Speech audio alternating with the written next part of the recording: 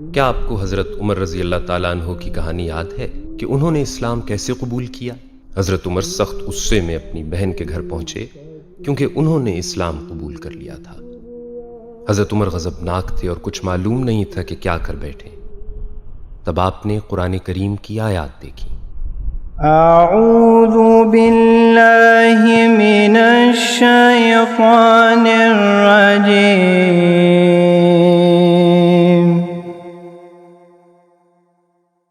بسم اللہ الرحمن الرحیم۔ آپ پر اس کا گہرا اثر ہوا اور تھوڑی دیر بعد آپ نے اسلام قبول کر لیا۔ دل میں یہی ہے ہر دم تیرا صحیفہ چوموں، قرآن کے گرد گھوموں، کعبہ میرا یہی ہے۔